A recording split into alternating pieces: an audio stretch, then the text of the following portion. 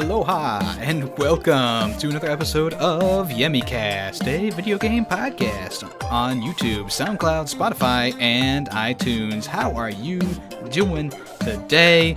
I'm feeling a little bit tropical today. I got a watermelon shirt on, I got my sunglasses on. It's a little dreary and rainy in Ohio today, and I thought might as well try and spice it up a little bit. Just a smidge. How's everyone doing today? I hope you're all doing very well. Thank you if you're here for the premiere of the episode on Sunday at 9:30 a.m. Thank you so much for being here. Let's do a hashtag Ferret Nation in the chat because that is it. Branding has come around. Ferret Nation is in. Everyone has voted it in. Ferret Nation. So if you want to join the Ferret Nation, make sure you subscribe. Follow me on my social medias. I have a Twitch, a Twitter. I have Spotify, SoundCloud, all those things. You can follow me anywhere you want, really. I'm not going to force you to do anything, but thank you for coming around and having fun with me. Today on the podcast, we're going to rank all the Marvel movies. We're going to talk about Borderlands 3, PlayStation Plus games, Epic Games acquiring the Rocket League developer, and, of course, the Sonic movie director came out and said, oopsie. But first off, we're going to rank the Marvel movies. Now, I know this might be a little bit more of a visual thing, but I'm going to try my best to make it entertaining for all ages. Alright, so here we are on the famous tiermaker.com site. We have all the Marvel movies here except for Endgame, which for some reason isn't on this. But I'll just come out and say it. Endgame would be in the S ranking. It's a superior movie. It's an S-rank movie. So just imagine that in that spot. I love the movie. I thought they did such a good job with the pacing and the characters and stuff like that. The only places that the movie kind of falls short is in the comedy and stuff like that. I don't think the comedy really hit with me, but I did enjoy what they did with the characters, how everything's kind of affecting them. Sure, you jump ahead 5 years into the future, but whatever. There's a few things that kind of make you scratch your head throughout the movie. But all in all, you got to remember it's a Marvel movie, and it's a pretty damn good one, and it's a culmination of all the movies before it put into this. And it's really good. It's really good. And along the same veins, we have Infinity War. Now, Infinity War, I thought, is an A rank. Now, the only reason it's an A rank is because I felt I really felt the runtime of this movie. I thought that it slowed down so much when you're just going from different story to different story, and that's just something that made me a little bored throughout it, like especially in the parts where they're just kind of like bullshitting around, and then of course the action's always swelling, and then they cut to something else real quickly, like let's cut to Thor and making his new axe. Don't forget my axe. Well, that's not the most interesting storyline. I'd rather stay on Wakanda and watch them prepare their defenses or something like that. I don't know. I thought the movie was still great. It's really set up Thanos fairly well, and the Infinity Stones and all that. There was a few good deaths in this that, of course, they didn't come back in an Endgame. Spoiler. But anyways, I did enjoy this movie, so that's why I'm putting it at the A rank. The original Avengers, the first Avengers movie, is in the S category for me. It's definitely one of those movies that you could tell they put a lot of effort and work into it. All these characters coming together for the first time was amazing. The threat was real, and it definitely set up more and more in the universe. I even though Hawkeye and Black Widow don't get their own movies, I felt like they did a good job of introducing them into the universe as well, with Nick Fury and all the others. So yeah, it's an S-rank movie for me. You know what? Another movie that's not on my little thing here is Captain Marvel. Captain Marvel would be in the C ranking category, so just imagine that's there. That would be in the C ranking. I didn't think it was great, but I didn't think it was bad. I thought it was kind of middle of the road. Once again, there is a kid actor in this movie that really brings it down. There's a lot of strange freaking things that happen in this with line delivery and stuff like that. I talked about it in a podcast earlier. I'm not going to reiterate everything I said, so if you want to, you can check out that podcast. But I would put Captain Marvel in the C ranking category. Avengers Age of Ultron is a D, and people are probably like, oh my god. No, I thought that Avengers Age of Ultron didn't work at all. It was very forced. I really did not like Ultron. He went from being a super serious robot character in the trailers to being some witty, goofy robot that makes quirky puns and stuff like that. I think that this really would have been a good movie to have something major happen in, but nothing major really happened. The only thing that major happened was Quicksilver died, and no one really cared about his character anyways because he was a worse version of the X-Men version. Other than that, there was really only one scene that made it not become an F, and that is the scene where they're all together trying to lift Thor's hammer, and they're all having a good time. So, Age of Ultron was definitely not one that I liked. Okay, so let's move on to Guardians of the Galaxy. Guardians of the Galaxy is one of my favorite movies, and I think it definitely deserves an S rank. They did a great job of setting up these characters that no one knew about. They gave them all backstories without wasting your time. The threat was Ronan in this one. He was a great villain. And I felt like at the end of the movie, you're satisfied with the conclusion, and you're excited to see what's next. And in the same vein, I gotta put Guardians of the Galaxy Volume 2 in that same category. Once again, it is not on this list, so I apologize, but just imagine Guardians of the Galaxy Volume 2 is in the S rank as well. I liked that movie just about as much as I liked Guardians of the Galaxy Volume 1. There really wasn't much that brought it down. I liked how Nebula and Gamora got more screen time, and they got more of their problems fixed, I guess I would say, setting up things for the future. Ego was a great villain. I felt like the CGI worked really well in this game, and you could really empathize with Peter Quill throughout the whole thing as well. And I like Mantis. Mantis was a great character too. The original Hulk movie. Ooh boy. It's been a while since I've seen it. But I remember when I was a kid, I felt really bored, and I remember the CGI looking awful. I do remember there was an action scene somewhere in it that I liked, so that's why it's not going to be an F rank, but it is very close to that. If I watched it again, I probably would put it in F rank. This is like one of the first Marvel movies that came out. Technically, it wasn't even supposed to be a part of the Marvel Cinematic Universe, but, everyone says it is now. Let's move on to... Oh, here it is! Guardians of the Galaxy Volume 2 is there. Okay, perfect. Let's move on to the Iron Man movies. Iron Man 1 is an A rank. Iron Man 1 set up everything so well. Robert Downey Jr. coming in as Tony Stark, it was perfect. It was the first Marvel movie to have the Marvel movie trope of fighting the big boss at the end, and him being like a friend of the person who is the main character, and just being a beefier version of that character, but it was good anyways. I liked it. I enjoyed it. Iron Man 2, on the other hand, is definitely more of a C ranking. It's not as great as the original Iron Man movie. I felt like there were a few characters in this that just didn't work as well as they did before.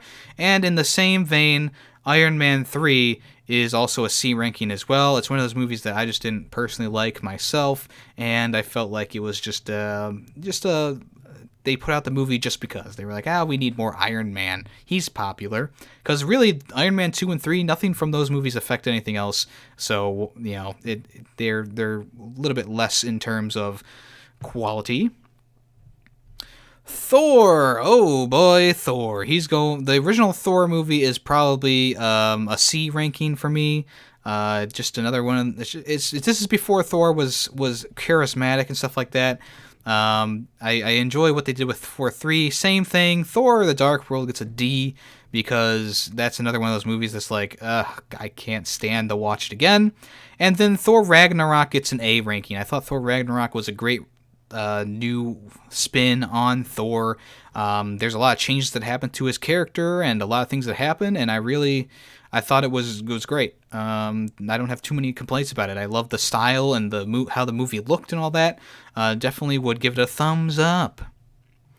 Spiderman Homecoming is the first B rank of the series. I felt like they didn't really need Iron Man in this movie because I really enjoyed Spider-Man on his own. It's good that they didn't do any of the bullshit for setting up his character or anything like that, because he was already kind of set up in Civil War, and they didn't even do any background stuff on him as well, because everyone knows Spider-Man's story. It's been told over and over and over again. There's been 2 other movie series that tried to do Spider-Man. This movie series is really good. I like how Spider-Man's in the movie. Even though his friend can be a little annoying at times, I felt like it was a great movie. Next up, Civil War. Actually, no, we'll start with Captain America: The First Avenger. This is definitely D rank of a movie. Things move really fast in it, and they really just skim over a lot of stuff, a lot of bullshit. Red Skull is a great villain, but he does not seem like a great villain in this movie, so that's why it's going to be a D rank. It is the first Captain America movie, so obviously I don't want to judge it too harshly, but yeah, it's not that great. And then Winter Soldier definitely gets a B ranking in it. I felt like there was a good mix of thrill and action in this movie, along with the story as well. I like the elevator scene where he beats up the guys in the elevator, which is kind of reminiscent, or is kind of a callback in Endgame, which I really enjoyed. Definitely a great movie. And then Civil War is C rank for me. I felt like most of the movie was filler and bullshit. There were a few good action scenes, of course, in the movie. And I felt like the ending was like, it was alright. Doctor Strange. I really enjoyed this one. This gets an A rank from me. Doctor Strange is one of those movies that I was surprised that I liked it as much as I did. I know a lot of people didn't like this one, but I liked this one and I enjoyed it. I really enjoyed all the special effects works and stuff like that, and I enjoyed Doctor Strange's character a lot. AntMan is a C ranking for me. AntMan is one of those movies that I don't really like Paul Rudd as Ant-Man. I don't think Ant-Man's that great of a character. I still don't think that. I did enjoy the movie enough to watch it twice, but I don't think I'd watch it again. And then Ant-Man and Wasp is an F rank for me. I watched this movie while I was sick, and it was so boring that even me as sick could not stand this movie. It's the only Marvel movie really I would give an F. Maybe Hulk, right? Like I said, maybe I'd give Hulk an F. But Ant-Man and Wasp was just, I don't like Ant-Man as a character, and I definitely did not grow attached to him throughout this movie. But it did set up some things for Endgame, so that's why I really had to watch it. And then the final one, Black Panther. Black Panther is a C ranking for me. It's a run-of-the-mill Marvel movie. The ending is just two overpowered dudes bashing each other until one finally gets the upper hand. I did like a lot of the practical and special effects in this. I thought the story was okay. There are some things I don't like about the story, like how his friend immediately just goes against him in this, and I felt like some of the costume design was kind of odd. But hey, it got an Oscar, got 2 Oscars, I'm pretty sure.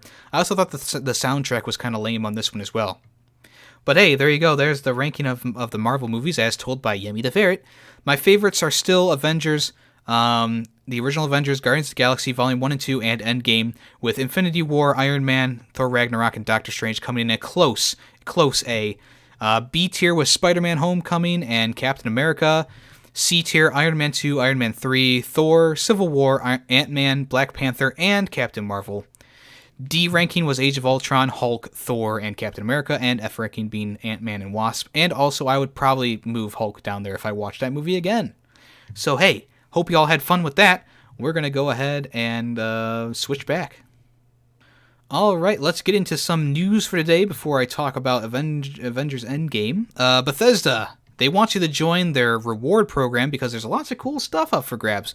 Right now, the Slayer Club, which is celebrating the 25th anniversary of Doom, they're giving away a ton of shit this month. So if you want to, you can go to the Doom Slayer Club website and join and enter in for the giveaway. This month's giveaway is 1 custom Doom Nintendo Switch, 3 Doom Marine figures, 1 3A Doom Marine figure, 1 art book of Doom, a limited edition Doom vinyl box set, 666 Slayer Club t-shirts are going to be given away, 1,000 Hellgate lithographs is going to be given away, BFG 10,000 lithograph is going to be given away, 2 gaming headsets, Doom Guy collectibles, 70 limited edition The Swarm posters, 10 limited edition Hell Arrives posters, and 6 limited edition At the Gate posters. Make sure you go ahead and sign up on the website and get entered into this. There's going to be a giveaway for pretty much every month the rest of the year. Last month they gave away a PS4 25th Doom Anniversary Edition, which is pretty sweet as well. All right, the Sonic movie director is promising to change the controversial design. I don't know if it was controversial, but it didn't look that great, and it still doesn't look that great. The director Jeff Fowler came out and said on Twitter, "Thank you for your support and the criticism. The message is loud and clear. You aren't happy with the design and want changes. It's going to happen. Everyone at Paramount and Sega are fully committed to making this this character the best he can be. Hashtag Sonic movie. Hashtag gotta fix fast." There's still a lot of time between now and the movie's release. It's going to be released in November. So they're going to try and rework the design of Sonic the Hedgehog. Now, me personally, I have a theory that they did this on purpose. They put out this weird, odd-looking version of Sonic. You can even see in the trailer that he doesn't exactly look like he's supposed to be there in the movie, especially in the car scene when he's talking to the dude. I know it might take a lot of work to animate him just for this trailer, but it's like, it's a good marketing strategy to get people talking about the movie, to get people like interested in the movie, but also criticize the movie as well. So them saying that they're going to fix it may bring in more people in November. And also, Detective Pikachu came out last weekend, and they want to hop on that CGI character bandwagon. So they threw this together. They said, hey, put this out. We'll apologize. We'll promise to make it better, and just keep working on what we were originally working on. The fact of the matter is, if they have most of the movie done with CGI and stuff like that for Sonic, they'd have to redo a lot of things and take a lot more redoing of the rendering and stuff like that. So you would think that they would have to push back the release date until November, or I'm sorry, after November. So we'll see if I'm right or not. Maybe something will come out, but that's just my theory. It's just a game theory. Just fuck off. So let's move on from this to Epic Games acquired Rocket League developer Sonic. Isn't that weird? Sonics. Sonics is the developer of Rocket League, as I said, and Epic Games has officially bought them out. Today is a big day here at Sonics because, just as the headline says, we're officially joining the Epic Games family. Your first question to news like this may be, what does this mean for Rocket League and its community? We're happy to say that the answer is only positive. Rocket League always has been there and always will be a community-driven game. And now that we have joined forces with the Epic, we will be able to serve our community in even bigger and better ways. So Epic Games will still allow Sonics to grow and develop the esports ecosystem, and they are also planning on releasing games on the Epic Store from now on. One of the main concerns initially is whether or not Steam is going to keep supporting Sonics, and they're going to keep selling Sonics games. And Sonics has since confirmed that the users will still be able to play the game and look forward to future updates on Steam as well. And for console versions, it's going to be business as usual. All right, the PlayStation May 2019 PlayStation Plus free games. Jesus Christ, that was a long sentence. They are revealed now. There's two, once again. One of them being Overcooked and What Remains of Edith Finch. Overcooked is a great game. It's a great co-op game. You cook things. You have a time limit. It's a little bit of a challenge in there as well. It's a great game. I would really suggest it. I love Overcooked 2 and Overcooked 1. And this is just, it's a fantastic game. It's a fantastic little game. I love cooking things in this game. You cook things from like regular basic dishes like salads to pizzas to, big time dishes. I can't think of any right now because it's been a while since I played the original one. The new one has like burritos and soups and stuff like that. So lots of fun had in this one. Make sure you check it out. What Remains of Edith Finch is a story-driven game. There's a few things that I, don't like as much about it, but for the most part, it was a okay game. I'll probably play it again. It's technically like a walking simulator, but it definitely shines in like the story and stuff like that. So try it out if you want. Try it out. So Call of Duty is going to be announcing their new game at the end of June. Activision says. So we're this about a month and a half away, I would say. People are asking if it's going to be Modern Warfare 4 or what it's going to be. This one's Infinity Ward, of course, so they are owners of the Modern Warfare series, and they've done Infinite Warfare.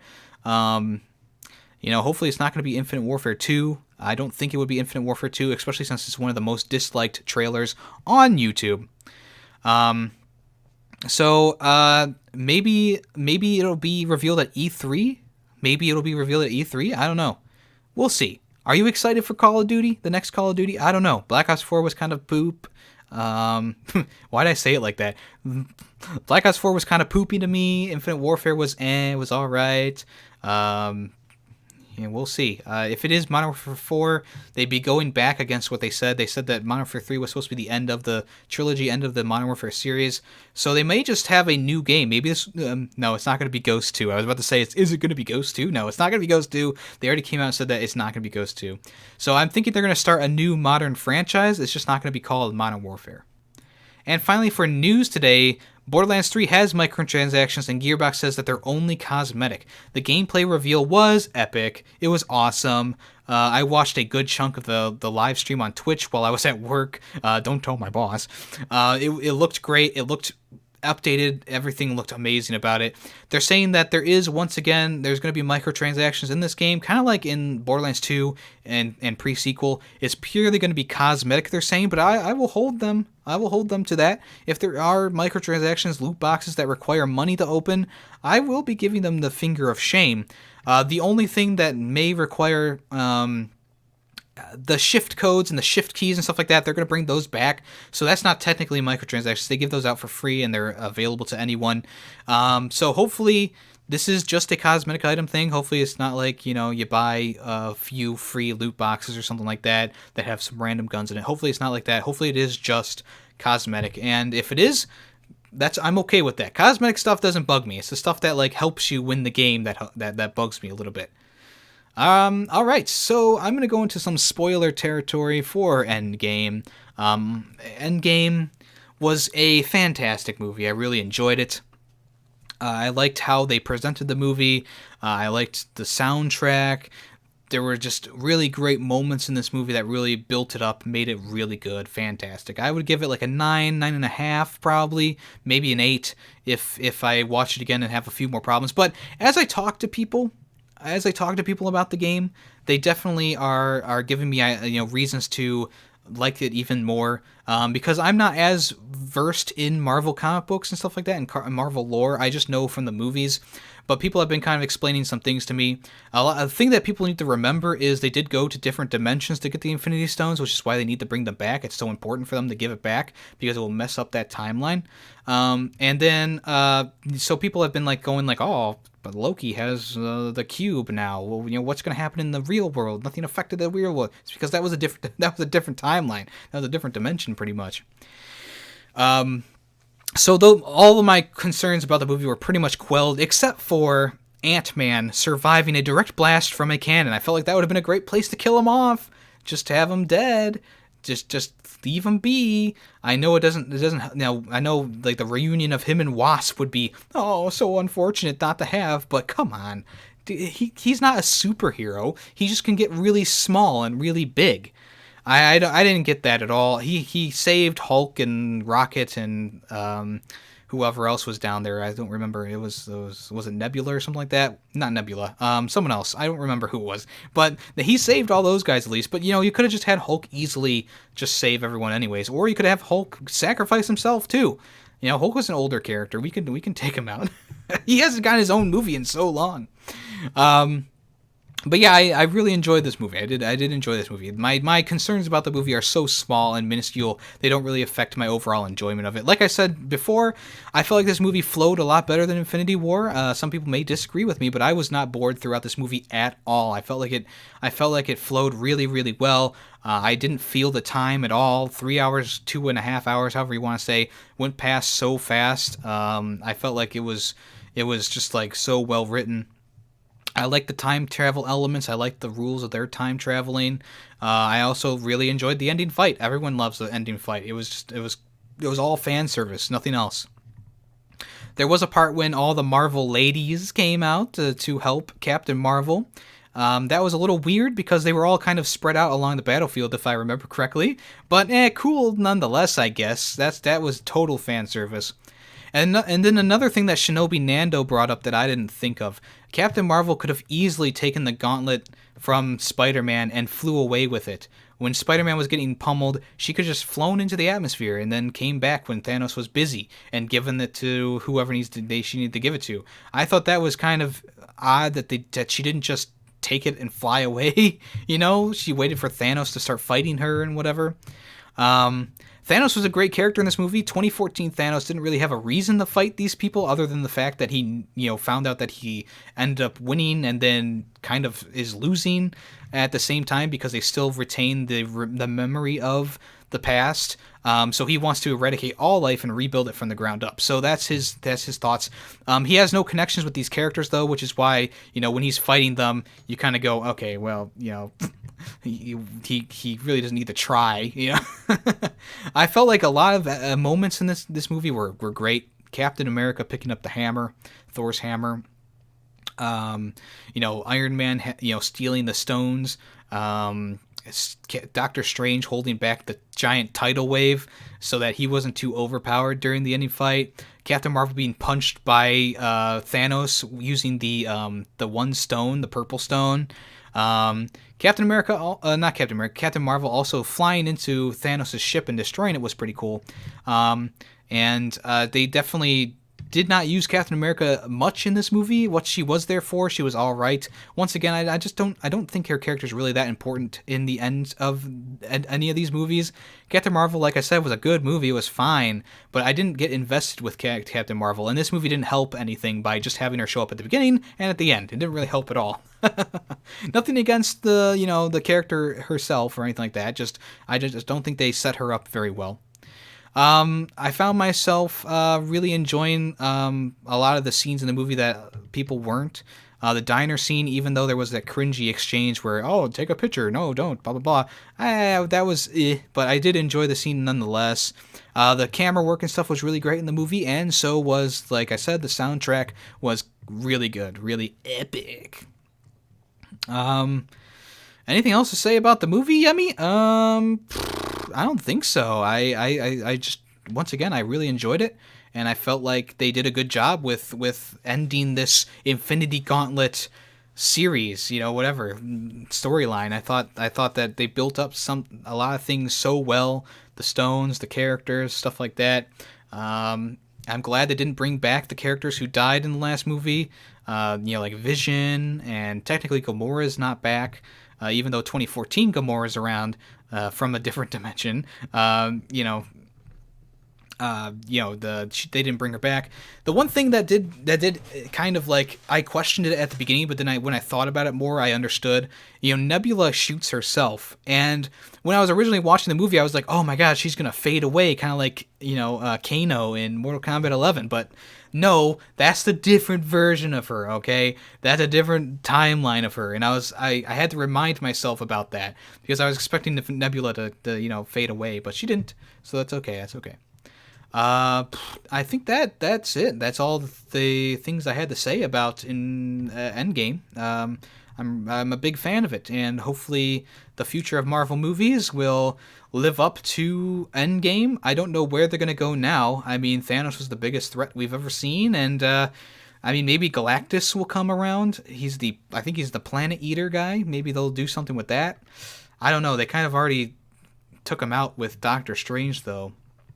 Yeah, it's going to be tough to live up to this movie. If they're going to start another series of events, another story, movie spanning storyline, it's going to be tough to live up to a great character like Thanos, a great story, building up of storyline like this Infinity Gauntlet series, and it's going to be tough. It's going to be tough, and hopefully they don't flake out. But and also hopefully people keep enjoying the superhero movies. I mean, after this one, people might be like, okay, that was great, but I don't want to see any more. They definitely have flooded the market with a lot of movies, and people may want to not go to them anymore, even though they still make a good amount of money. Hopefully they can keep them crisp and original so that you don't feel like you're watching the same movie over and over again. I am planning on seeing Shazam soon, trying to dive back into DC movies.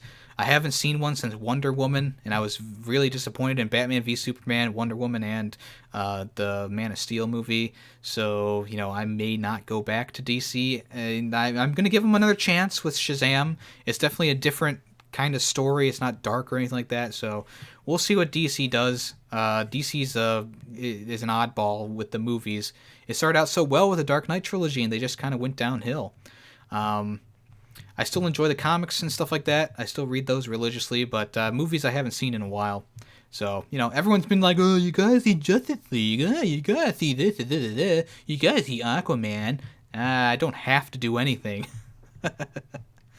After I started editing this podcast, I realized I didn't do a musical recommendation, and I've been trying to do one on the weekend episodes, which I didn't do last weekend. So we've already had 2 weeks off. But hey, Tiny Moving Parts is my recommendation for today, and the album Shwell.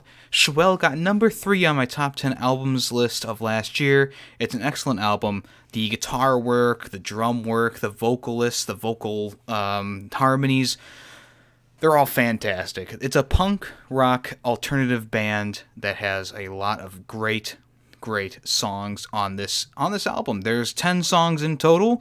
It starts off with a bang and it ends with a boom. It's a very, very fun album to listen to. It's not like heavy vocals or growling or screaming or anything like that. It's all just it almost reminds me of like it reminds me a lot of the old bands I used to listen to, old alternative bands I used to listen to. But it has a little bit of a heavier tone to it. It definitely has impressive guitar work, and even I saw them live twice, and the guitarist plays his parts flawlessly. Even live, and he's singing and playing guitar at the same time. He's a lead singer, he plays guitar, he does these crazy tapping things at times. It's really cool, really awesome experience to watch them live. Of course, Applause is one of my favorite songs on there. Caution, Feel Alive, Malfunction, those are all songs that I really enjoy on the album, but they're all pretty fantastic. So if you want to, check out Tiny Moving Parts and their album Shwell. Shwell, see?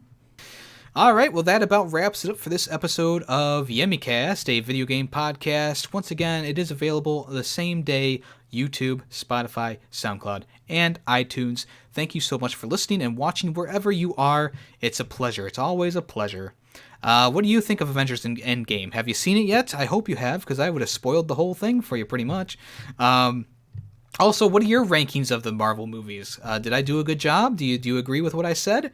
Probably not. I'm probably going to be disliked to oblivion. Anyways, thank you so much for coming around. I appreciate the support and everyone for watching, and I hope to see you in the next episode of YemmyCast, which is going to be on Wednesday at 4 p.m. Eastern Standard Time. That's going to be the premiere. Anyways, thank you once again. I am your host, as always, Yemmy the Ferret, and this has been YemmyCast, a video game podcast.